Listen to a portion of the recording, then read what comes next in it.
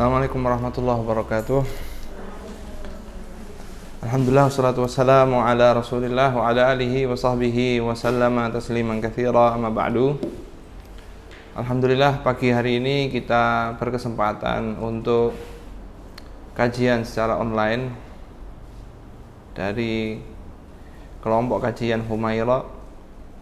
Mudah-mudahan kajian ini meskipun dilaksanakan secara online, tapi Allah Subhanahu wa taala mudah-mudahan berkenan tetap mencurahkan keberkahannya kepada kita dalam kajian pagi hari ini. Tema pada pagi hari ini adalah bersiap-siap atau bekal menuju Ramadan yang lebih bermanfaat dan lebih bernilai. Karena Ramadan ini bulan yang ditunggu-tunggu bagi orang yang bersemangat untuk mendekatkan diri kepada Allah Subhanahu wa taala. Maka kita harus bisa menjadikan Ramadan ini semakin berkualitas, semakin bernilai, yang lebih baik daripada Ramadan-Ramadan yang lalu, yang sudah kita lalui.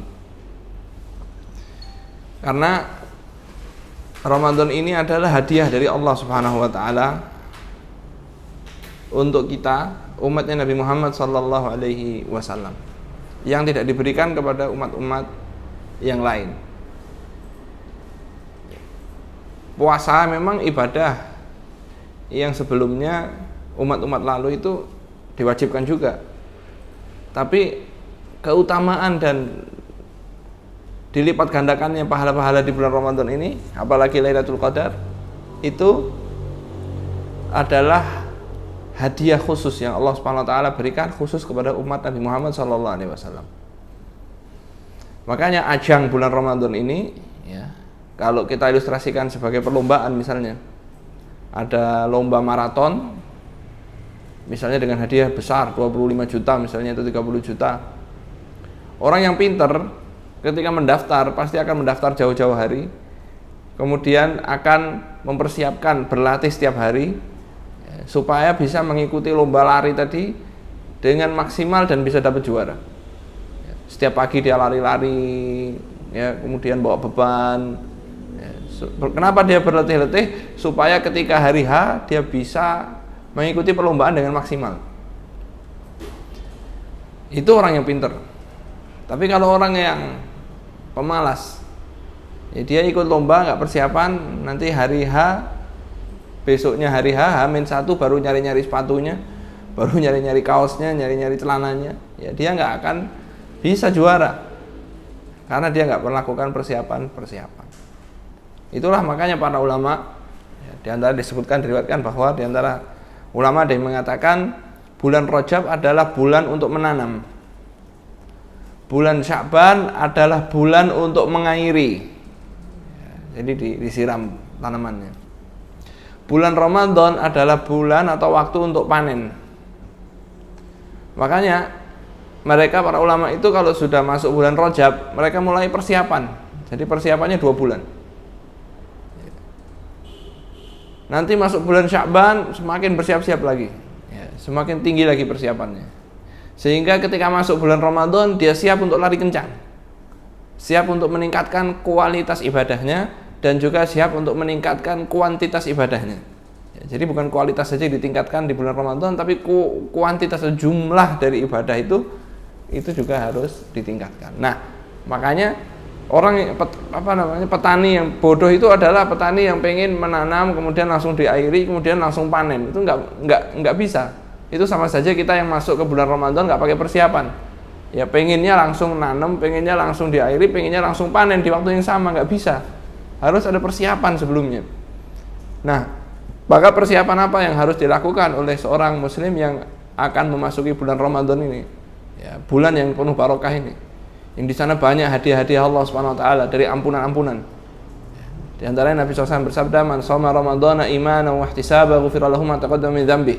Siapa yang puasa bulan Ramadan imanan wa ihtisaban, ya, bentuk iman dia dan ihtisab, minta pahala dari Allah, tidak riya, maka akan diampuni seluruh dosa yang telah lalu.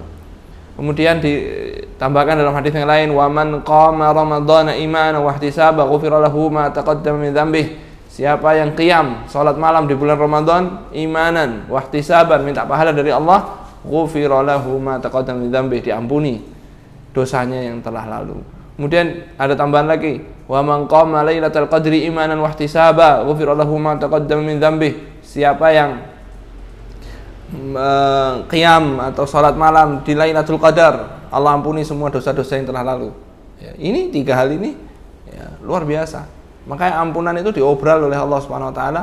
Maka dari itu Nabi SAW sampai mendoakan, malaikat Jibril itu sampai mendoakan kecelakaan dan kehancuran dan diancam masuk neraka siapa?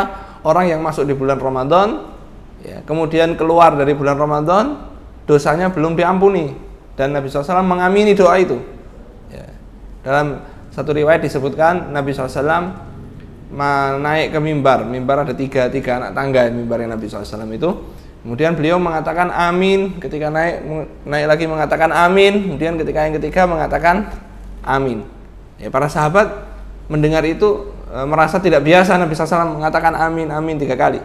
Kemudian setelah itu ditanya tentang itu, Nabi SAW menjawab, tadi Jibril datang mendatangiku. Ya, atani Jibril mendatangiku, menemuiku. Kemudian Jibril mengatakan, wahai Muhammad SAW, celakalah orang yang masuk di bulan Ramadan, keluar lagi dan belum diampuni dosanya. Kemudian Nabi SAW mengatakan apa? Amin. Jadi bisa dibayangkan, ini doa malaikat yang paling afdol di langit diamini oleh manusia yang paling afdol yang tinggal di bumi. Ya, pasti mustajab doanya. Yang doa Jibril alaihissalam yang mengamini doanya Nabi Muhammad SAW. Kemudian beliau mengatakan yang kedua, celakalah orang wahai Muhammad SAW.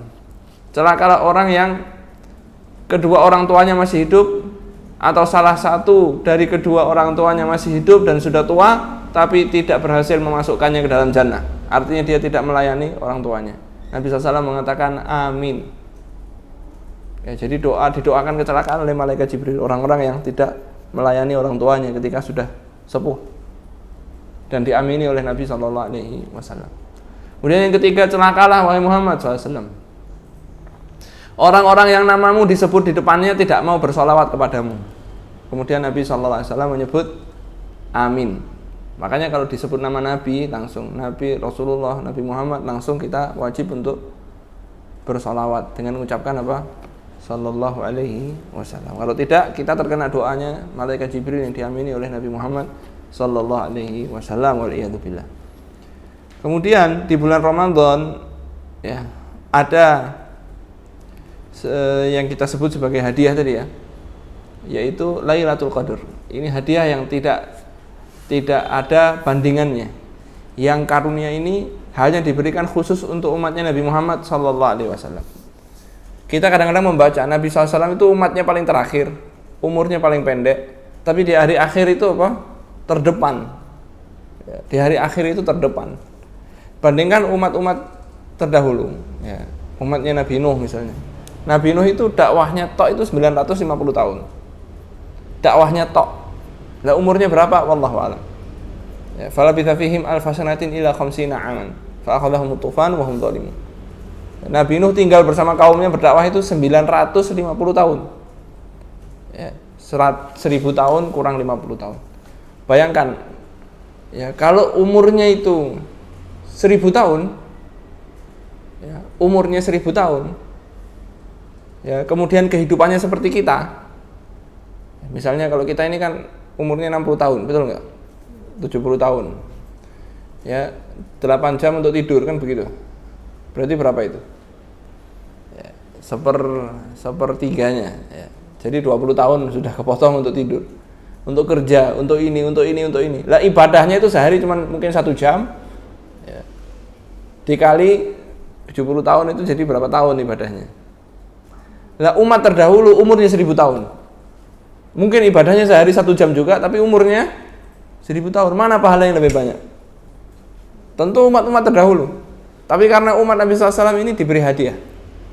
Di antara hadiahnya adalah Lailatul Qadar. Lailatul Qadar ini disebutkan khairum min alfi syahr, lebih baik daripada 1000 bulan. Maka orang yang satu kali mendapat keutamaan Lailatul Qadar, maka dia seperti beribadah 83 tahun. Padahal nilainya cuma satu malam. Padahal hakikatnya cuma satu malam, tapi keutamaannya lebih dari 83 tahun. Kalau 10 kali dia mendapatkan Lailatul Qadar selama hidupnya, berarti dia sudah mendapatkan umur yang sangat panjang, keberkahan umur yang sangat banyak, yang penuh diisi dengan nilai ibadah oleh Allah Subhanahu wa taala. Padahal ibadahnya cuma satu malam. Karena keutamaan ini sampai-sampai Nabi sallallahu alaihi wasallam bersabda, "Man hurim," tentang Lailatul Qadar, "Man hurima khairuha faqad hurim." Siapa yang terhalangi kebaikan malam ini, gagal mendapatkanlah, bahasa kita dihalangi oleh Allah mendapatkan kebaikan malam ini. Jadi malam Lailatul Qadar ada orang Islam kok enggak kebagian keutamaannya, gagal meraih keutamaannya, faqad hurim, maka dia itu telah terhalang dari semua kebaikan. Kalau Lailatul Qadar aja enggak dapat, maka dia akan terhalang dari semua kebaikan. Waliyadzubillah. Makanya bagi kita mempersiapkan bulan Ramadan itu termasuk suatu hal yang sangat penting, karena kita akan memasuki sebuah musim amal. Jadi dalam setahun itu ada dua musim amal yang luar biasa, dan selalu ditutup dengan hari raya. Dalam agama kita ada dua hari raya yang kita peringati setiap tahunnya. Makanya kita tidak memperingati selain hari itu, tidak merayakan selain hari itu. Yaitu apa?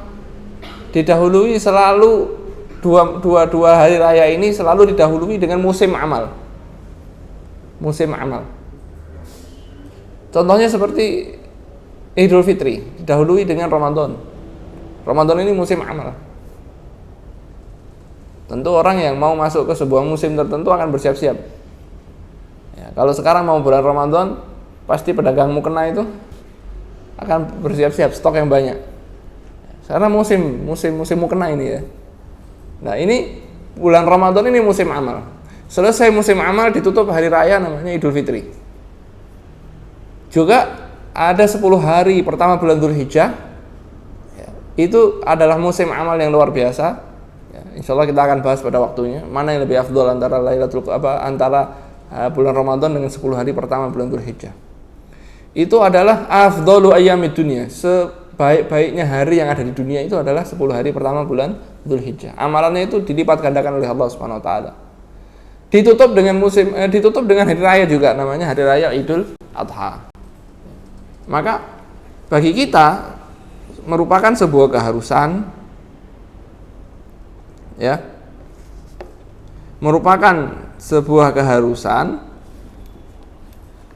untuk mempersiapkan supaya bisa kita persembahkan kepada Allah Subhanahu wa taala Ramadan yang terbaik.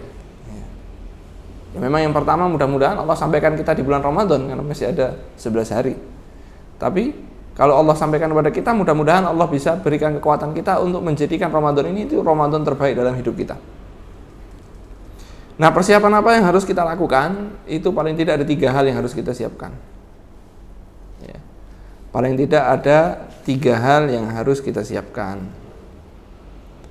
Persiapan yang pertama adalah persiapan ilmu atau ma'rifah atau pengetahuan. Pengetahuan tentang apa? Pengetahuan tentang semua hal yang berkaitan dengan Ramadan. Dalam hal ini adalah masalah-masalah fikih bulan Ramadan. Ini sangat penting sekali buat kita untuk kita perhatikan, yaitu masalah-masalah fikih yang berkaitan dengan Ramadan secara umum dan juga puasa secara khusus. Dan ini hanya bisa diraih dengan belajar, mempelajari tentang fikih bulan Ramadan. Ini sangat penting karena bulan Ramadan ini di dalamnya ada beberapa hukum-hukum khusus. Hukum puasa misalnya. Apa hukumnya sahur? Namun ketika makanan masih ada di mulut, tiba-tiba adzan subuh. Jadi masih makan, tiba-tiba adzan subuh. Apa yang harus kita lakukan? Masih banyak dari saudara-saudara kita salah memahami hadis. Ada hadis mengatakan kalau mendengar adzan ya, sedangkan salah seorang di antara kalian sedang makan, maka jangan berhenti dari makannya. Ya. Padahal yang dimaksud adzan itu bukan adzan subuh, tapi adzan awal. Barang siapa yang mendengarkan adzan subuh, makanan masih ada di mulutnya harus segera dikeluarkan, harus kalau bahasa Jawa dilepeh gitu ya, nggak boleh dimakan. Kalau masih dimakan itu batal puasanya hari itu. Bahkan sebagian saudara kita ya begitu adzan malah minum, ini mumpung masih adzan ya, malah minum persiapan mau puasa. Ini batal puasanya. Dan hal-hal berkaitan tentang hal-hal yang membatalkan puasa itu masih banyak dari saudara-saudara kita yang tidak memahami. Nah, terlebih kita hidup di era khusus, yaitu era pandemi kan begitu. Ada hal-hal baru yang berkaitan dengan pandemi. Contohnya misalnya apa? Apa hukumnya swab saat puasa? Apakah swab itu membatalkan puasa atau tidak? Atau apa hukumnya vaksinasi saat kita berpuasa? Apakah membatalkan puasa atau tidak? Ini harus kita tanyakan, harus kita pelajari. Karena kita akan menyambut bulan Ramadan. Karena puasa itu wajib bagi kita, maka wajib bagi kita untuk mempelajari minimal puasa kita supaya sah. Supaya puasa kita sah, kita harus tahu apa itu pembatal-pembatal puasa. Ya. Supaya kita puasa itu bisa sah, kita harus tahu minimal rukunnya puasa apa, syaratnya apa, pembatalnya apa. Ini wajib dipelajari. Karena Nabi SAW bersabda, "Thalabul ilmi fardhatun 'ala kulli muslimin." Mencari ilmu itu hukumnya wajib bagi setiap muslim. Kalau dia tidak belajar tentang hal ini, kemudian terjadi kesalahan yang menyebabkan puasanya dia tidak sah, ya alangkah ruginya dia. Ya, alangkah ruginya dia. Persiapan keilmuan ini sangat penting karena memang sebagaimana kaidah yang dituliskan oleh Imam Al-Bukhari, ada ilmu qablal qauli wal amal. Ilmu itu sebelum kita mengucapkan sesuatu atau mengamalkan sesuatu. Jadi sebelum kita mengamalkan sesuatu harus kita ilmui dulu tentang hal itu, harus kita pelajari dulu ya supaya kita bisa melakukan hal itu dengan maksimal. Ya. Makanya kan selalu dijelaskan Islam itu ada 3 tingkatan. Ya, Islam, kemudian iman, kemudian ihsan. Nah, untuk mencapai derajat ihsan ini dibutuhkan adanya thalabul ilmi. Dibutuhkan adanya mencari ilmu. Mencari ilmu itu bukan saja menghadiri kajian itu ya, karena memang ya, banyak dari kajian-kajian kita di Indonesia itu masih jauh dari kata-kata thalabul ilmi gitu ya. Cuma pengajian umum begitu saja yang disampaikan cuma apa akhlak yang baik ya, tidak boleh ini, kemudian setengahnya adalah guyon ya. Sehingga ilmu itu tidak terdistribusikan ke masyarakat karena banyak dari dai-dai itu kurang memahami esensi dari thalabul ilmi ya, sehingga belum berhasil mendistribusikan ilmu yang masyarakat butuhkan ya, untuk menghadapi masalah-masalah tertentu. Terlebih ini kita mau masuk bulan Ramadan, maka yang harus dibahas adalah bagaimana supaya Ramadan kita ini maksimal. Di antara upaya maksimal adalah apa? Puasanya harus sah dulu ya, karena ini ada salah satu contoh ya.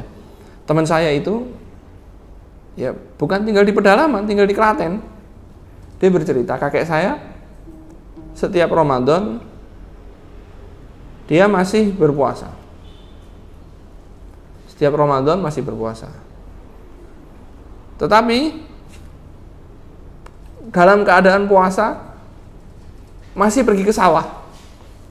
Dia bilang, "Mbah, masih pergi ke sawah?" "Iya." "Nggak capek?" "Nggak." Ya, padahal sudah tua. Ternyata dia kalau ke sawah itu bawa kopi dan rokok.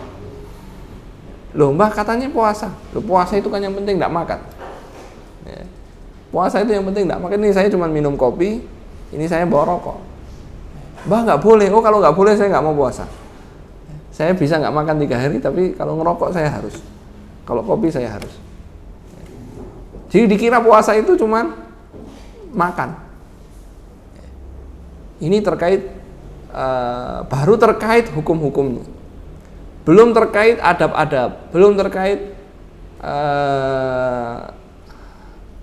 apa-apa yang harus kita jaga ya, dalam proses kita berpuasa. Ternyata bukan cuma perut kita yang dipuasakan, tapi juga semua lubang-lubang yang ada di tubuh kita ini harus dijaga juga. Mata itu harus dijaga, telinga harus dijaga, kemudian mulut juga harus dijaga supaya pahala puasa kita itu bisa maksimal. Karena Nabi SAW bersabda dalam hadis yang diriwayatkan oleh Imam Bukhari dan yang lainnya, Nabi SAW bersabda, barang siapa yang tidak meninggalkan omong kosong dan perbuatan sia-sia, ya, barang siapa yang tidak meninggalkan omong kosong dan perbuatan sia-sia di bulan Ramadan maksudnya, maka sesungguhnya Allah tidak butuh dia yang menahan lapar dan hausnya itu. Falaisa lillahi hajah. Allah tidak butuh kita dengan laparnya kita, dengan hausnya kita. Karena sesungguhnya yang butuh itu siapa? Ya kita. Nah, untuk menjaga kualitas ini kan juga butuh ilmu. Apa yang harus kita lakukan supaya puasa kita itu berkualitas? Ya, di antaranya harus menjaga apa? Menjaga mata, menjaga lisan, menjaga tangan. Kalau sekarang itu menjaga tangan dari mengkonsumsi handphone supaya waktu kita tidak habis. Kemudian apa adat-adat masyarakat yang harus ditinggalkan saat bulan puasa yang mengganggu. Misalnya contohnya apa? Ada sebuah tren di bulan puasa itu namanya ngabuburit atau menghabiskan waktu menunggu buka. Padahal bulan Ramadan, kemudian dalam keadaan puasa, kemudian waktu mau berbuka itu adalah waktu mustajab. Tapi malah dihabiskan untuk main-main, ya, main game. Kenapa? Killing time, ya, membunuh waktu. Ya. Anda yang akan dibunuh oleh waktu. Ketika Anda main-main dengan waktu, Anda yang akan dibunuh. Masa depan Anda akan hancur. Ya. Kemudian ada lagi adat-adat yang lain. Ya, misalnya, ya, kalau kita lihat di sebagian rumah tangga masih memiliki TV di rumah, ya, ketika sahur nyalakan TV, itu isinya program-program yang menarik. Ya. Itu isinya program-program yang menarik. Ya, maka kalau disebutkan ketika bulan Ramadan setan-setan dibelenggu, ya, itu sebetulnya dibelenggu itu maradatul jin, setan dari jin yang apa? Kalau sekarang itu mungkin disebutnya komandannya setan jin itu ya. Itu yang dibelenggu oleh Allah SWT. Kalau setan manusia nggak dibelenggu. Ya, sudah didaurah oleh jin itu 11 bulan. Nah, nanti ketika 1 bulan Ramadan mereka dibelenggu, yaitu setan manusia bisa jalan sendiri. Ya, tetap menggoda manusia dari memanfaatkan waktu dari jalan Allah Subhanahu wa taala. Nah, itu persiapan yang pertama. Persiapan yang kedua, ya, adalah persiapan yang kedua adalah persiapan jiwa. Kalau tadi ilmu, sekarang persiapan jiwa. Tadi kita sampaikan bahwa di bulan Ramadan kita harus bisa atau berhasil meningkatkan dalam ibadah kita itu 2 hal, yaitu kualitas dan kuantitas. Ya, kualitas ibadah dan juga jumlah dari ibadah kita itu. Nah, meningkatkan kualitas ibadah dan kuantitas ibadah itu, ya, dibutuhkan persiapan kejiwaan yang cukup. Ya, dibutuhkan persiapan mental dan jiwa yang cukup. Karena berdasarkan pengalaman saya pribadi dan juga yang saya baca di buku-buku, bahwa ibadah itu ternyata bukan kuat atau tidak kuat. Jadi dalam hal ibadah, dalam hal sholat itu ternyata tidak berkaitan dengan kuat atau tidak kuat. Tapi kaitannya adalah apa? Betah atau tidak betah.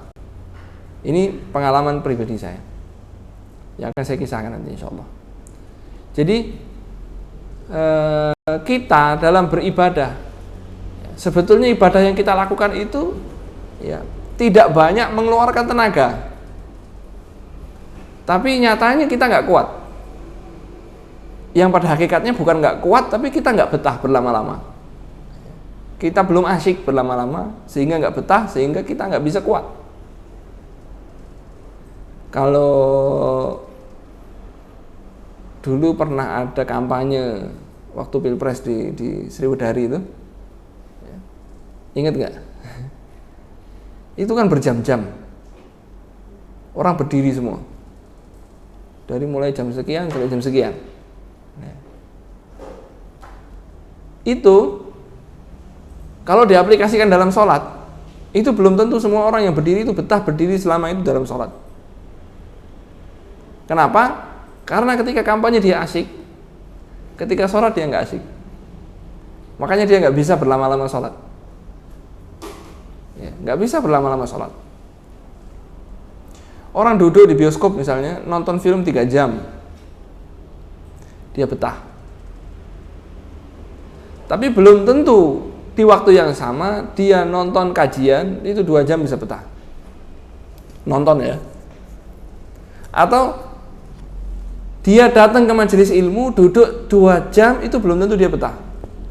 Padahal dia nonton film itu betah. 2 jam nonton film, 3 jam nonton film. Kenapa? Dia asik nonton film, dia kerasan, dia betah. Sedangkan untuk kajian dia nggak asik, jadi nggak betah. Nah, itu juga berlaku ibadah. Kenapa sebagian orang bisa sholat lama, yang sebagian orang kalau sholat lama sedikit sudah sakit kakinya? Itu bisa jadi cacat di fisiknya ya, tapi ya itu sekian persen saja. Tapi kebanyakan orang yang tidak kuat itu fisiknya kuat, kerja di pasar, angkat-angkat, tapi ketika sholat berdiri sebentar saja sudah apa? Punggungnya sakit, ininya sakit, pegel semuanya. Itu karena hatinya dia nggak tenang, dia nggak asik, dia nggak menikmati sholat itu. Nah, persiapan mental ini perlu itulah yang harus kita lakukan jauh-jauh hari sebelum bulan Ramadan. Dalam hal zikir misalnya, kita sudah terbiasa zikir dengan bilangan 100. Karena kita sudah terbiasa, kita biasa dengan bilangan 100 sebetulnya. Contohnya apa? Setelah sholat kita biasa mengucapkan subhanallah 33 kali, alhamdulillah 33 kali, Allahu akbar 33 kali, dilengkapi la ilaha illallah wahdahu la syarikalah sampai 1 kali tambahnya jadi jumlahnya 100. Tapi disuruh zikir yang lain dengan jumlah 100 belum tentu bisa. Padahal dia sudah biasa dengan bilangan 100. Misalnya subhanallah bihamdi 100 kali setiap pagi. Itu dia belum tentu kuat, padahal bilangan 100 itu dia udah biasa setiap bulan, setiap harinya. Bahkan diulangi 5 kali. Apalagi dengan zikir yang lebih panjang, contohnya la ilaha illallah wahdahu la syarikalah lahul mulku wa lahul hamdu wa huwa ala kulli syai'in qadir. 100 kali itu kalau nggak biasa nggak akan betah. Baru 20 kali sudah ngelihat jam.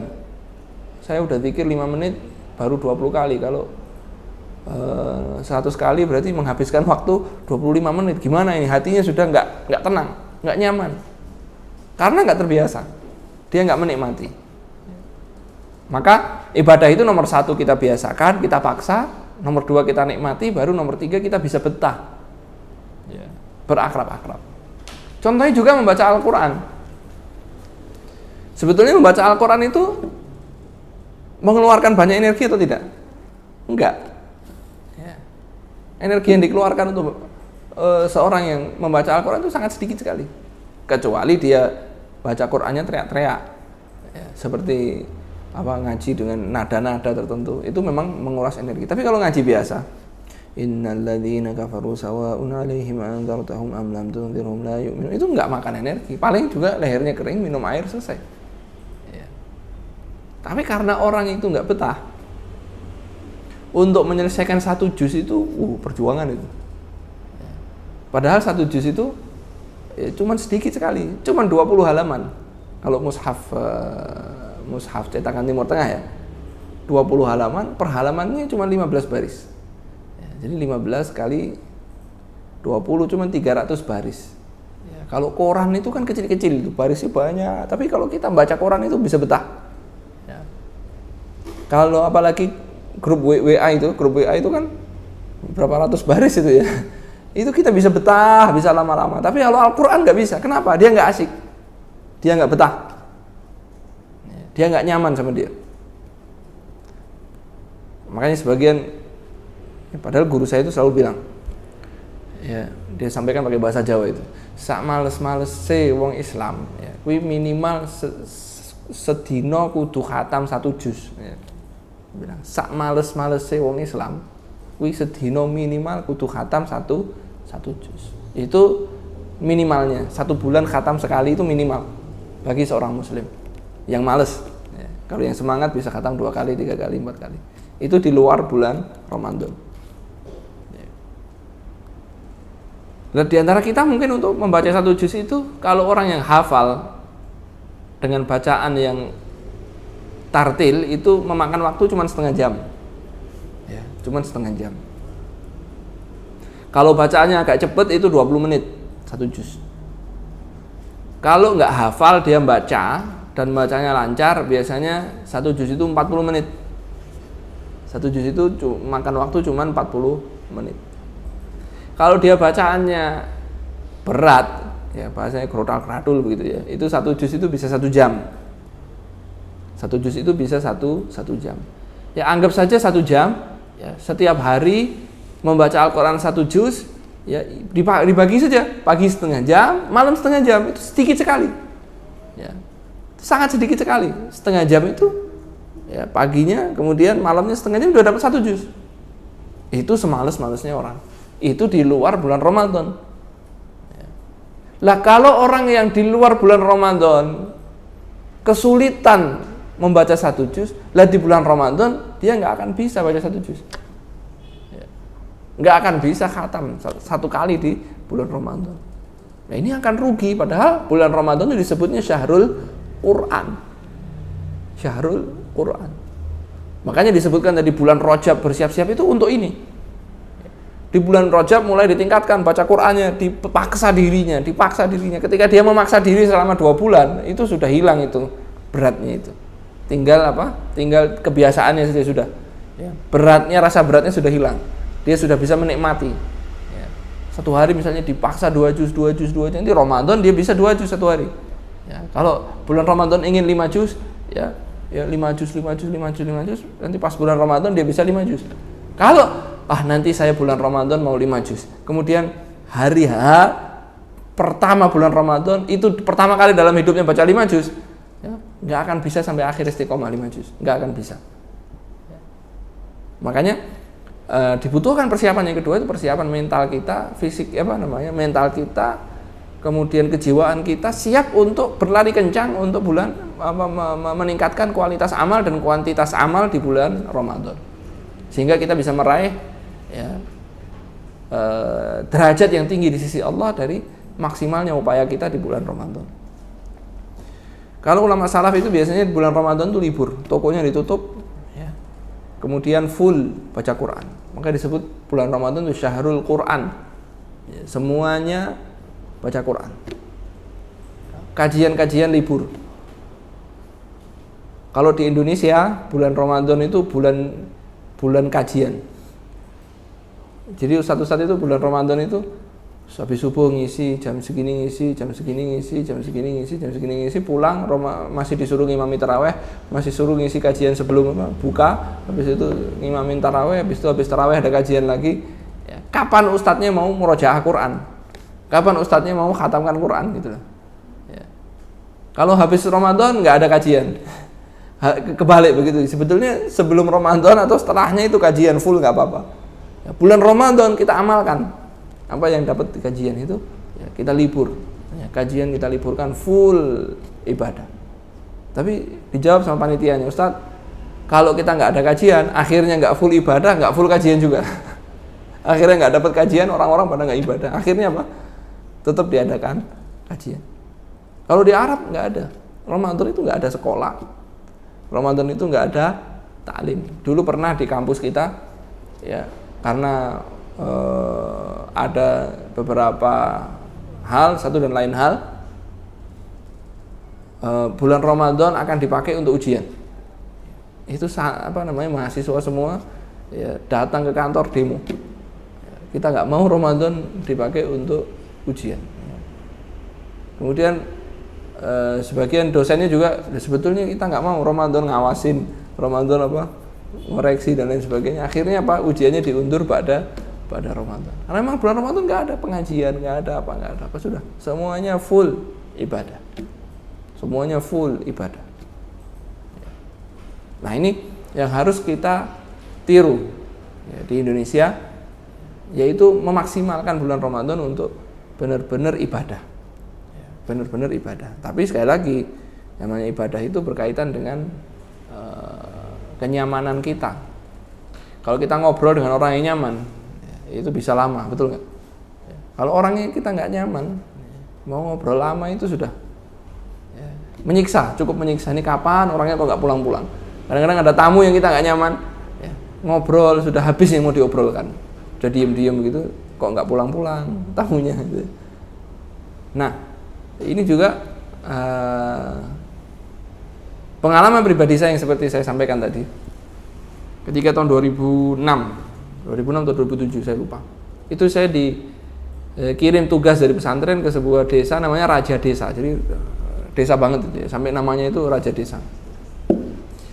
Sampai di sana ada masjid, saya disuruh ngimamin di situ. Suruh ngisi kajian, ngimamin Ramadan di situ. Ketika saya sampai di sana, ketemu ustadznya, ngobrol, ya insya Allah nanti malam kita mulai sholat taraweh. Siap Ustaz? Ya, antum yang jadi imam? Ya, saya bilang siap insya Allah. Tapi di sini kalau taraweh 1 juz.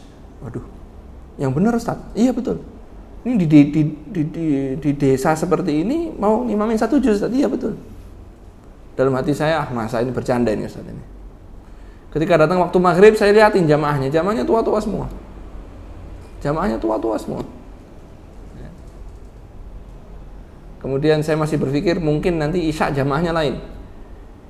Ketika isya datang, ya, jamaahnya itu ya orang itu sudah sepuh-sepuh, ya, orang-orang desa.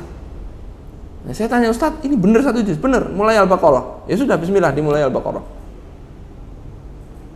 Ya, akhirnya karena saya melihat bapak-bapak ini udah sepuh, ibu-ibu juga udah sepuh, akhirnya bacanya saya percepat. Bacanya saya percepat. 1-2 hari saya didatengin oleh bapak-bapak. Ustadz minta maaf. Kenapa? Ngajinya jangan cepet-cepet, biar kita nikmati. Oh begitu? Iya. Kalau Pak Ustadz biasanya itu ngajinya pelan-pelan. Oh begitu? Iya. Akhirnya 1 juz tapi bacanya pelan-pelan. Dapat 1 pekan lebih atau 10 hari saya lupa. Ya bapak-bapak ini datang, Ustadz kita minta ini. Ya saya kira minta dikurangi ya. Ini kita minta, kita sepakat untuk sholatnya ditambah jadi 1,5 juz. Jadi tarawihnya 1,5 juz. Ya sudah, Bismillah. Ya. Kemudian di akhir Ramadan, hampir 10 terakhir, sebelum 10 terakhir, ya, perwakilan dari bapak-bapak itu datang. Ustadz, saya minta kita para jamaah ini sepakat minta mau mengadakan qiyamul lail. Lupa ini sholat tarawih ini sama dengan qiyamul lail. Enggak, kita pengen lagi Ustaz, jam 1 malam sampai sahur. Ditutup dengan sahur bersama di masjid. Oh begitu, bacanya panjang juga, bacanya 1 juz juga Ustaz. Jadi 1 malam 2,5 juz. Ya, itu di desa, di dalam yang semua rata-rata bukan aktivis pengajian, bukan aktivis apa, ya itu bapak-bapak biasa. Pagi ke sawah, ini begini, ya orang-orang seperti normalnya orang-orang desa. Tapi di sana sudah terbiasa, sudah terdidik, sudah terkondisi untuk melakukan itu. Sementara kita yang di kota, ya, subhanallah, namanya masjid-masjid kota itu, dari 40 tahun yang lalu sampai sekarang, namanya tarawih itu ya qul huwallahu ahad, qul a'udzu birabbil falaq, qul a'udzu birabbin nas, ya inna a'tainakal kautsar li ila fi quraisyin. Pol mentok itu wadduha wal laili idza saja. Itu pun diprotes sama jamaahnya. Kok bacanya wadduha kepanjangan? Mana ada surat-surat yang lebih pendek. Ya. Terus dari 40 tahun nggak ada apa? Perubahan, nggak ada peningkatan. Makanya di masjid tempat saya ya sudah berapa tahun yang lalu ya, sejak 2013, 2012, 2014 juga itu kita mulai tarawih itu setengah juz. Ya. Saya bilang sama jamaah ini tarawihnya 1/4 juz. Ya. Padahal saya baca berapa? Setengah juz. Mereka juga nggak hafal. Ya. Saya bilang ini 1/4 juz ya, ya saya baca setengah juz. Nggak ada yang protes. Cuma 1/4 juz kok. Padahal saya baca berapa? Nah, baru setelah beberapa hari saya bilang, Bapak ini saya bilang seperempat juz, ternyata itu adalah setengah juz. Dan bapak-bapak nggak ada yang tahu kalau ternyata selama ini sudah taraweh setengah juz. Gimana lanjut setengah juz? Lanjut Pak, ternyata kuat. Ya. Jadi masalahnya masalah apa? Hati. Oh seperempat juz nggak apa-apa. Oh, mereka juga nggak hafal. Saya baca ayat-ayat dari juz yang tengah, juz 10, juz 15, juz berapa. Ya, mereka nggak hafal. Ya, nggak ada yang nyimak juga. Baru setelah saya setengah juz, mereka sadar, oh ternyata setengah juz. Ya, ternyata setengah juz. Nah, mulai 2016, 2017, ya, mulai kita di malam harinya ngadakan sholat malam 1 juz. Dan jamaahnya banyak, alhamdulillah. Ya, karena mereka udah terbiasa. Ya, adapun di pesantren di Temboro, di Temboro itu ada yang beberapa masjid ya, ada yang masjid ini itu 3 juz semalam, ada yang 5 juz semalam, ada yang 15 juz semalam, bahkan ada yang khatam setiap malam. Jadi tarawihnya mulainya ba'da isya sampai sahur. Mulainya ba'da isya sampai sahur. Ya kalau belum kuat ya jangan coba-coba ikut. Ya, bisa pingsan kita. Itu butuh selain kekuatan mental juga kekuatan fisik. Ya, berdiri selama berjam-jam itu mereka sudah terbiasa. Nah, itulah persiapan kedua. Persiapan mental.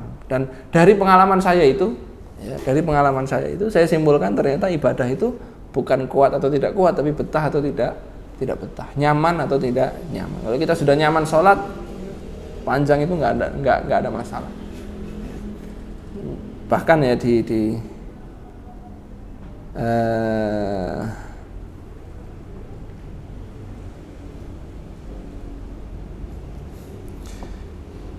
bahkan di Mesir itu ada masjid ya, di Kairo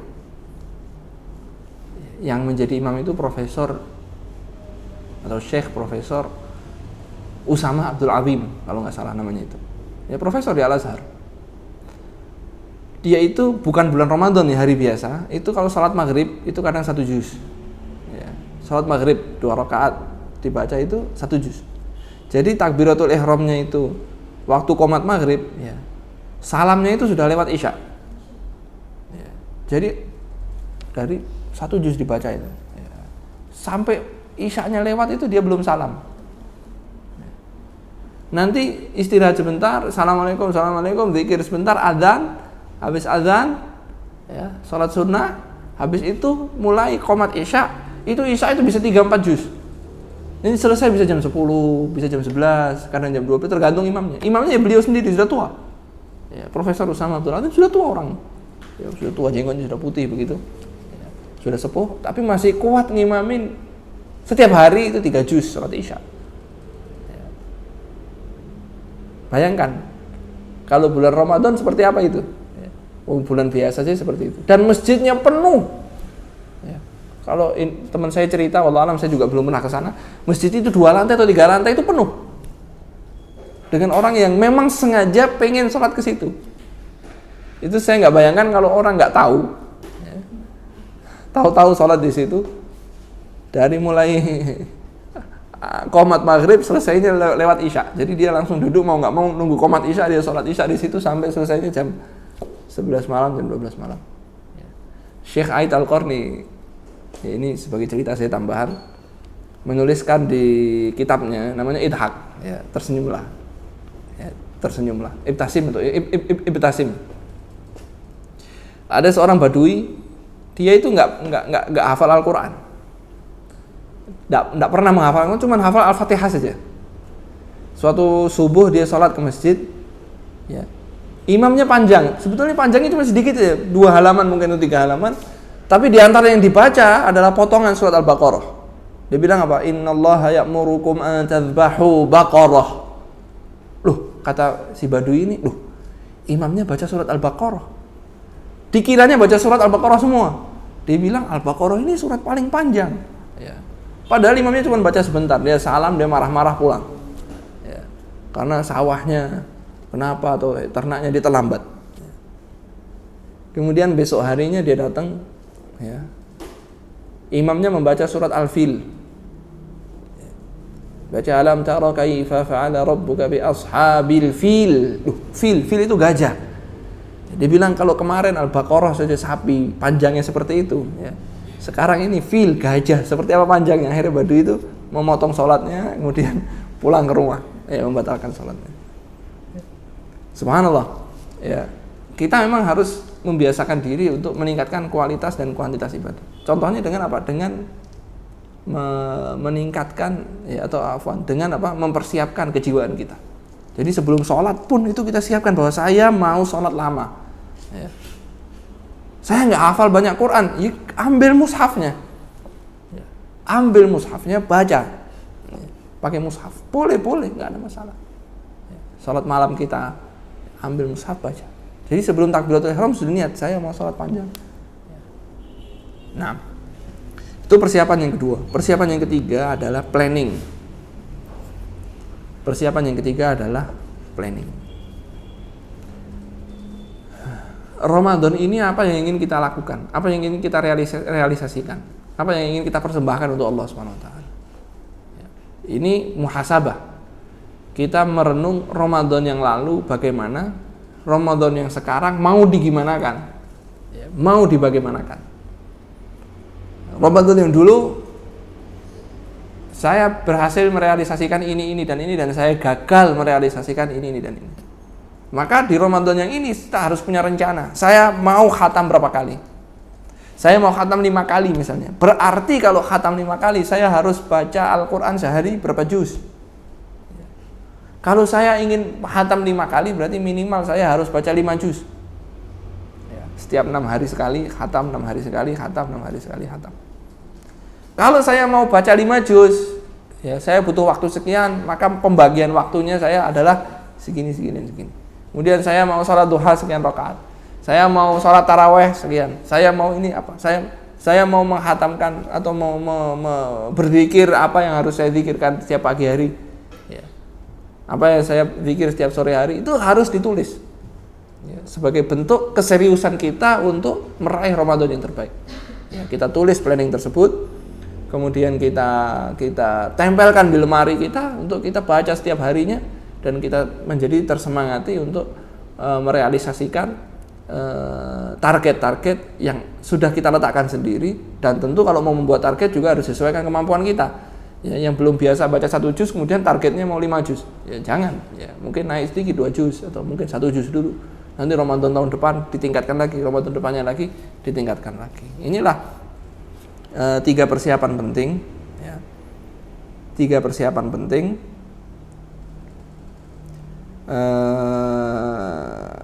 yang harus kita lakukan. Yang pertama adalah persiapan ilmu, ya, ini mutlak dibutuhkan persiapan ilmu. Kemudian yang kedua adalah persiapan hati, mental, kejiwaan kita siapkan.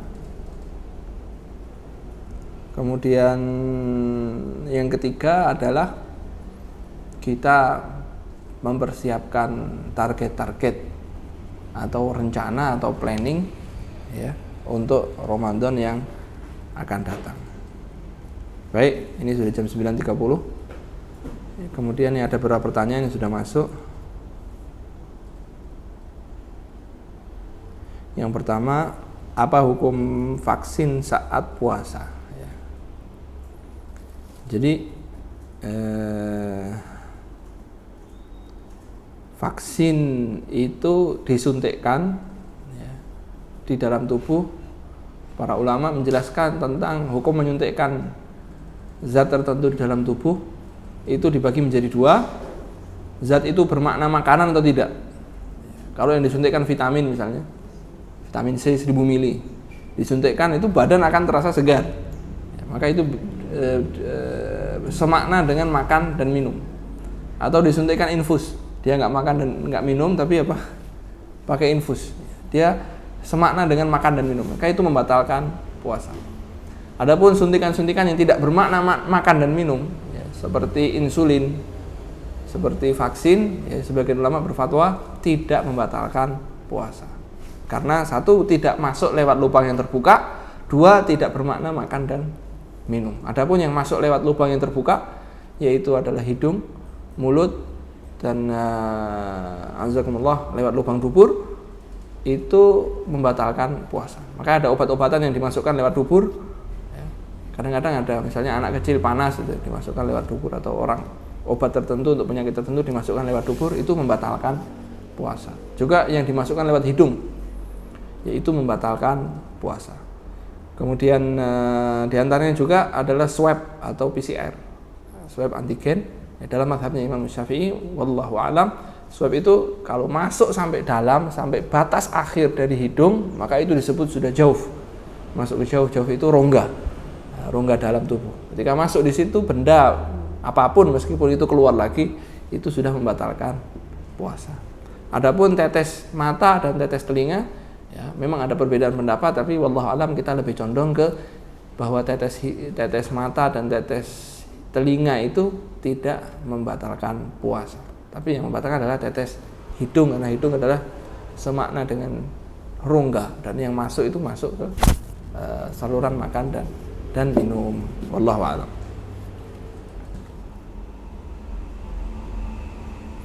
Gimana supaya betah ibadah? Saat tahap memaksa saja tetap ada malesnya. Ya memang kita terkadang harus memaksa. Dan memaksa ini secara alamiah sudah kita lakukan dalam mendidik anak kita. Kadang-kadang ada metode pendidikan ala barat begitu kan, tidak boleh memaksa, harus anak itu sesuai dengan kemauannya, keinginannya dan lain sebagainya. Itu sebetulnya secara alamiah kita nggak setuju. Karena bayi yang lahir yang sudah umur 2 tahun itu pasti kita paksa untuk tidak minum air susu ibunya. Sudah harus disape. Bahkan kalau dia nekat, ya, kalau orang-orang desa itu dikasih apa? Dikasih daun pepaya, dikasih biji brotowali itu yang pahit-pahit itu, supaya anak itu betul-betul dipaksa untuk tidak lagi minum susu ibu. Dipaksa betul. Ya, ini pemaksaan namanya. Ya, sejak bayi dia sudah dipaksa. Karena memang jiwa itu kalau tidak dipaksa, dia akan tua dengan keinginannya. Ikut tua tapi masih mengikuti keinginannya. Tidak ada perubahan dalam hidupnya. Ya, syabba ala hubbir radha'. Nanti dia akan menjadi tua, dia masih senang minum susu ibunya. Kalau tidak dipaksa melakukannya itu. Nah, memang dalam proses pemaksaan itu memang ada nggak betahnya.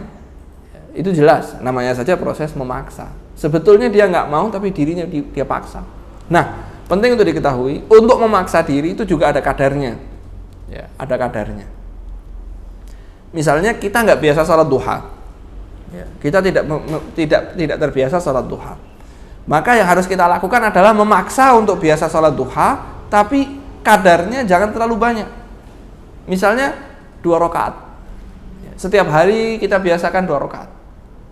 Jangan langsung sholat duha itu bagusnya berapa, maksimal 8 rakaat. Langsung kita belum pernah bisa sholat duha 2 rakaat aja nggak terbiasa. Oh, saya semangat setelah mendengar kajian ini, saya mau sholat duha 8 rakaat. Coba besoknya lagi. Hari pertama 8 rakaat, hari kedua, hari ketiga. Maka di sini Nabi SAW mengatakan, ahabbul amali ilallahi adwamu wa in qalla. Amalan yang paling dicintai oleh Allah itu yang paling dawam, paling kontinu, meskipun cuman sedikit tapi kontinu lebih baik dari banyak besoknya enggak. Makanya dalam proses memaksa itu diukur. Yang tidak pernah baca Quran tahu-tahu bikin baca Quran sehari 5 juz, enggak akan bisa. Ya, sudahlah, kita udah pengalaman itu. Nggak biasa sholat malam, tahu-tahu pengen sholat malam, bangun jam 2 sampai subuh, kemudian sholat 11 rakaat, sholatnya 1 juz, sudah, itu hari pertama, hari kedua saja, hari ketiganya akan jebol. Nah, ini nggak disukai oleh Allah SWT. Yang disukai oleh Allah itu yang paling dawam, tapi dia sedikit, meskipun cuman sedikit.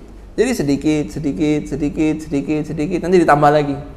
Ya, sudah biasa sholat duha 2 rakaat, tambah lagi jadi 4 rakaat. Nanti sudah sekian lama begitu, sudah biasa 4 rakaat, tambah lagi jadi 6 rakaat. Baca Quran juga 1 juz dulu. Kalau nggak biasa 1 juz, sudah biasa, sudah lancar, ya 2 bulan mungkin, 3 bulan mungkin, atau bahkan 6 bulan mungkin, dia tambah 1 hari 2 juz misalnya. Ya, jangan langsung membuat target yang justru memberatkan kita, yang akhirnya nanti jadi futur atau tidak semangat di tengah-tengah dan putus asa. Bolehkah keramas dan bekam ketika berpuasa? Ya, yang pertama keramas itu boleh selama airnya tidak diminum. Keramas itu boleh selama airnya tidak diminum, karena tidak ada larangan dan tidak ada keterangan yang mengatakan keramas itu membatalkan wudu. Dan keramas itu tidak dihukumi makan dan minum, kecuali tadi keramas sambil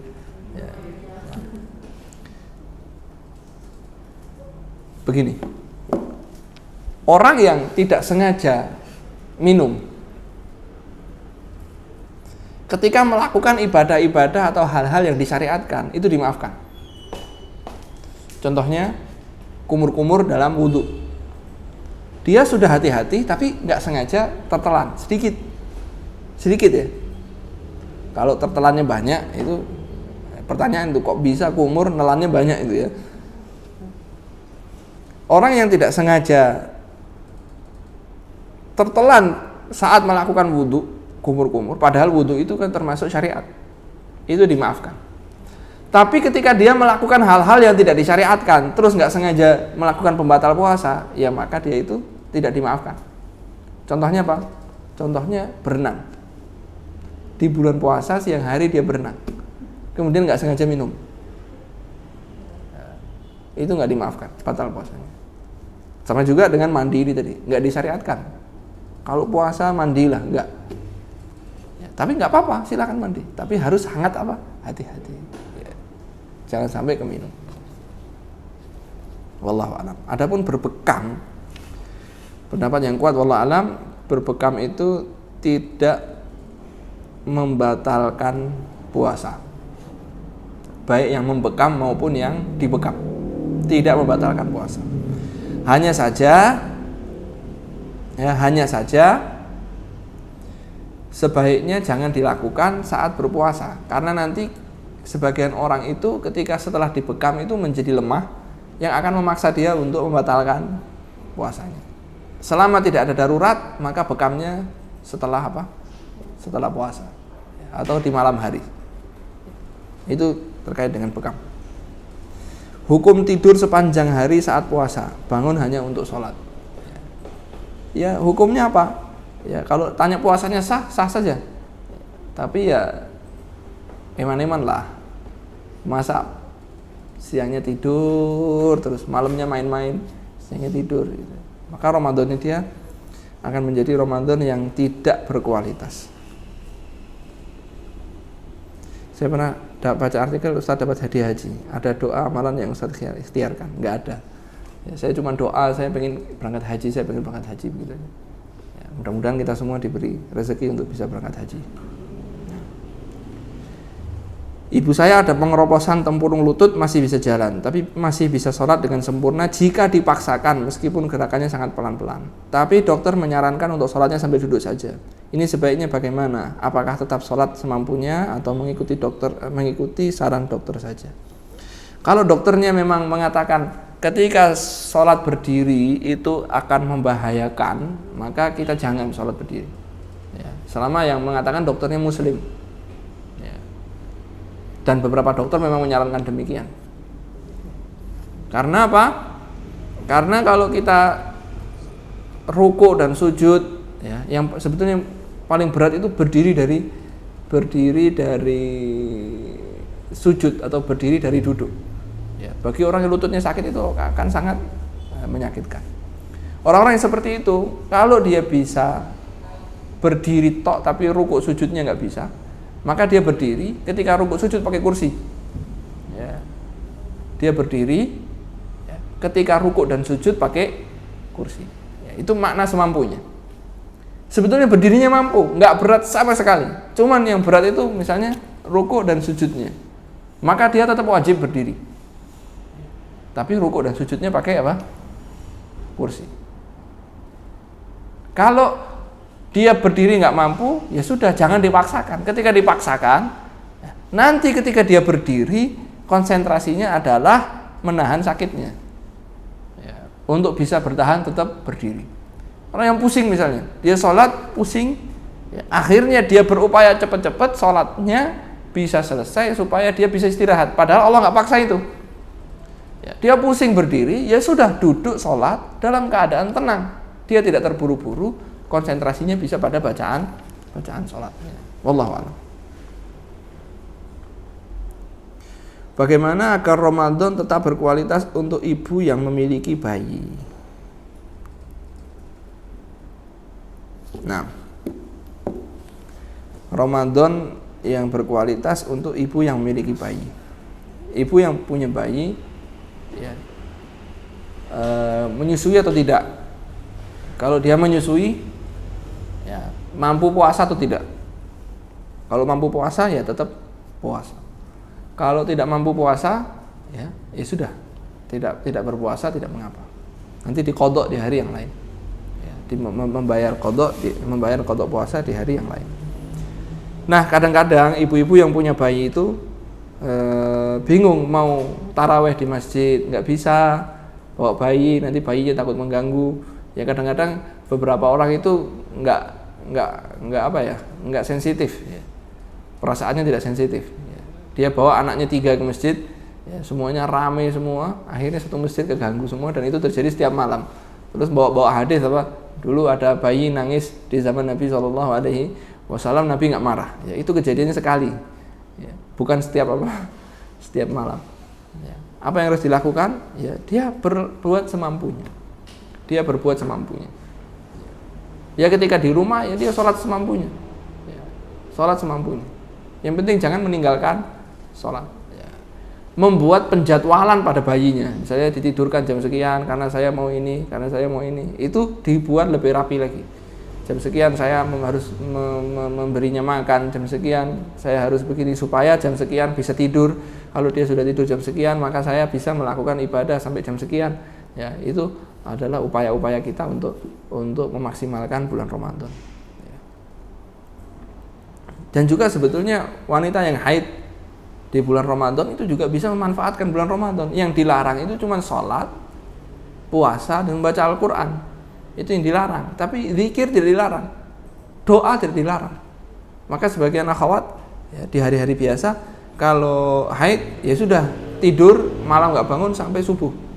Ya, subuhnya lewat. Kenapa? Saya nggak sholat. Memang kamu nggak sholat, ya, tapi ibadah itu bukan cuma sholat.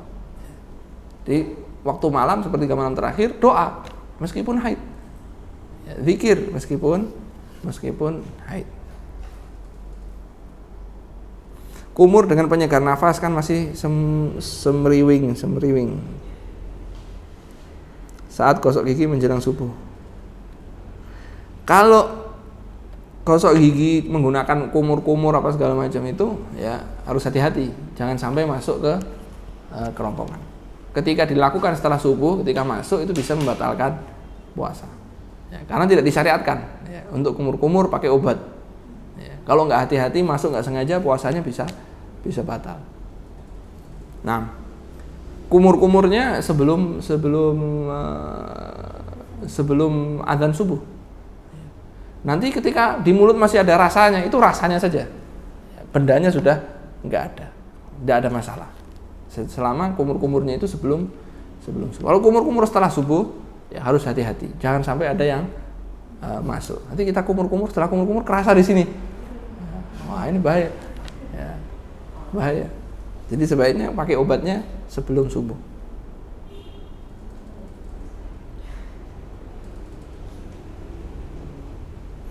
Bagaimana saat Ramadan harus tambal gigi karena sedang ada perawatan syaraf gigi, harus buka tutup tambalan gigi setiap kali kontrol gigi, perawatan sampai 9 kali.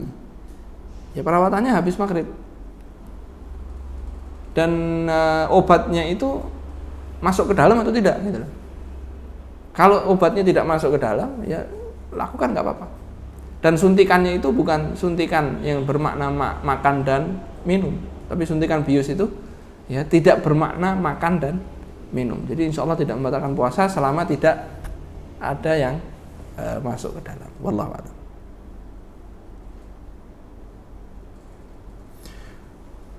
Kalau misalnya sakit kepala, sakitnya berasa banget pas bangun dari sujud, dan itu sakit banget, boleh nggak sambil duduk pas sujudnya? Ya boleh. Ya, seperti orang-orang yang vertigo, ya, itu begitu dia sujud begini pasti langsung jatuh. Maka dia sujudnya pakai isyarat. Ya. Sujudnya pakai isyarat. Pokoknya sholat itu semampunya. Ya. Wallahu a'lam. Baik, sebelum saya tutup, ini kajian Humairah punya program sedekah subuh. Sedekah subuh. Jadi setiap subuh masukkan celengan ini. Kajian ini, celengan ini bisa diminta gratis ya. Yang pengen celengan ini, ya, silahkan menghubungi admin. Ini nomornya sudah ada di sini. Ya, juga ada di bio, di Instagram, ya, di bio-nya di Instagram, dicek ada nomor admin untuk wilayah Solo, silahkan kontak, nanti akan diberi ini, kemudian nanti dimasukkan dan nanti infaknya diserahkan untuk apa? Untuk kegiatan-kegiatan ya kajian Humairah. Karena kajian Humairah kegiatannya bukan cuman kajian saja, tapi ada kegiatan-kegiatan sosial yang lain, ya, itu dana tersebut akan diarahkan ke sana. Mudah-mudahan panitia kajian ini selalu diberkahi oleh Allah Subhanahu wa taala. Jazakumullah khair. Kita akhiri kajian ini dengan doa kafaratul majlis. Subhanakallahumma wa bihamdik asyhadu an la ilaha illa anta astaghfiruka wa atubu ilaik. Wallahu a'lam wa sallallahu wasallam ala nabiyyina Muhammadin wa ala alihi wa sahbihi wasallam. Assalamualaikum warahmatullahi wabarakatuh.